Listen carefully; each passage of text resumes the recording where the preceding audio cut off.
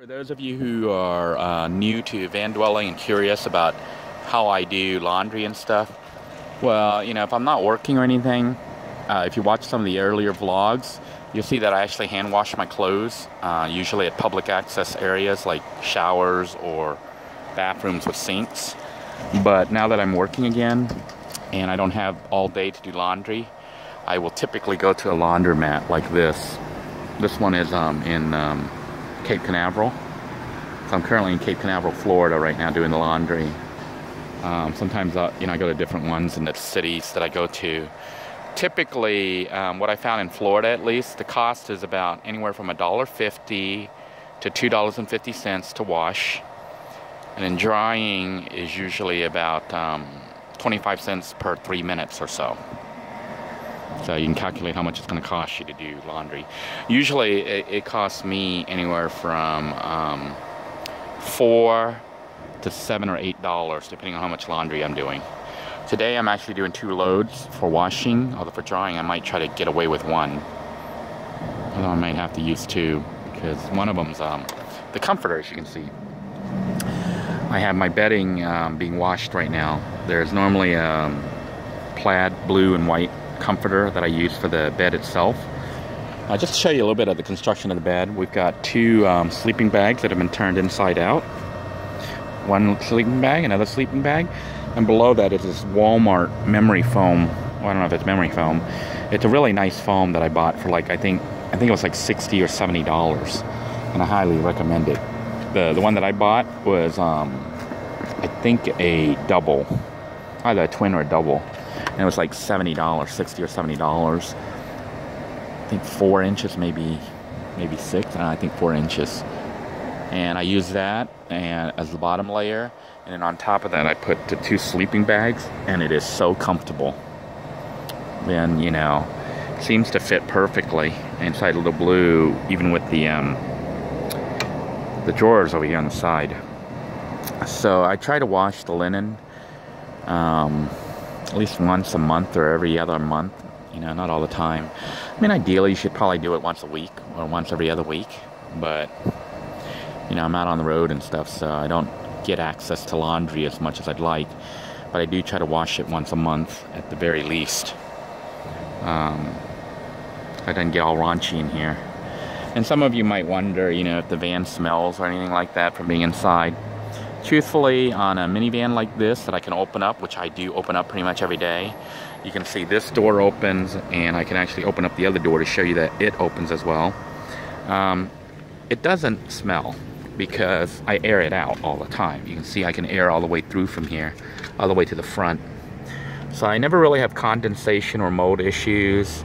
I am in Florida, which might help. I don't know though, the humidity here is pretty high, but I think if you're in the Pacific Northwest, it may be more of an issue. Here in Florida, I have never had any mold issues. And the reason for it also is, if you look at my back windows here, they are open all the time. I put mosquito netting here that's on the inside, so from outside you can see it still looks pretty stealth. You can't, when you look from the side of the vehicle, it doesn't look different than a normal vehicle. But the windows have mosquito netting on them on each side, on the rear windows. And because of that, I just leave it open all the time. Now you might be wondering about rain coming in. Window's been left open for a year now since the vehicle's been on the road. And no rain has come in. Or if it does, it's minimal. What happens is the rain hits the netting, and it actually beads off, because the net holes are so small that I think the rain kind of collects on it and just runs off. And if some come in, it's not too much, and it doesn't really get all wet inside. I've never had water come in and get everything all wet. And I leave those open all day, all night, so that the car is always being aired.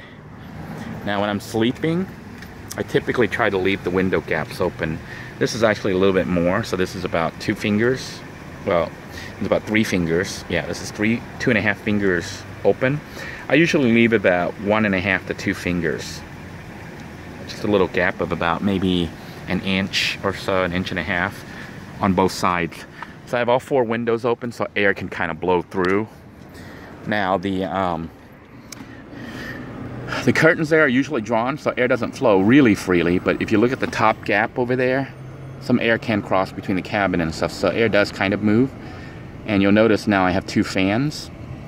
Both are 12 volts and they're hooked up to the house system so that the fans actually move back and forth. Let me turn them on to show you what they're like. You can see that the rice cooker is still cooking because it's at 317, although I just dropped to 315. I'm going to turn this fan on here. And you'll see it starts to move back and forth. And the other fan can also do the same thing. So even though I'm in Florida in the middle of summer here, worse than summer, we're in August now, near the end of August. I've gone through the whole summer inside Little Blue too. You can see I can turn this one on now. And it's not moving because I had it turned off. Let me turn it. There it goes. So it'll move. There it goes. And I can point it down. But you can see the fans go back and forth. Oh, this one's kind of messed up. It needs to go the other way. I snapped it on is what happened. And sometimes I have it pointed a certain way and locked in that position because I was driving and I just wanted it to point, you know, at me at the front or my son who was riding with me earlier today. But here you can see both fans will oscillate back and forth. See how they do that? So if you can imagine just laying there sleeping with the fans continually blowing on you and moving the air back and forth, and also you vent it out, it's not too bad. Now I used to have only one fan and I had it set up here by the bed, by the head of the bed right there where my head lays, and that worked. But I think mounting it up like this is a lot better because it allows it to oscillate back and forth across your whole body. And even one fan will be adequate. But the reason I went with 2 was as soon as I had some money from working and stuff like that, I bought a second fan after that incident where the fan died on me in the middle of the night. Luckily I was parked at Walmart and able to pick up another fan. But if you're trying to sleep in this heat, which can be like 90+ degrees, like it gets like 92 to 94 degrees inside the van, trying to sleep in there without the fans, oh, I don't think I'd make it. So having 2 fans is twice the cool, but it also serves as a precaution because if one fan were to die, as long as both don't die suddenly, as long as at least one fan is okay, I should be all right. So after that incident with the dead fan, it was kind of urgent for me to get a second fan unit, and I did. And I'm actually very thankful to have 2 fans now because it is twice the cool, and it was only an additional, I think it was like it was under $15, like $12 to $14 for a second fan. So just a real quick tour of the sleeping system and the cooking system while I'm waiting for laundry to get done. Hope you enjoyed this video, everyone. If you do, please give it a thumbs up, share, and subscribe to this channel. I appreciate you tuning in. Until next time, everybody, have a great day.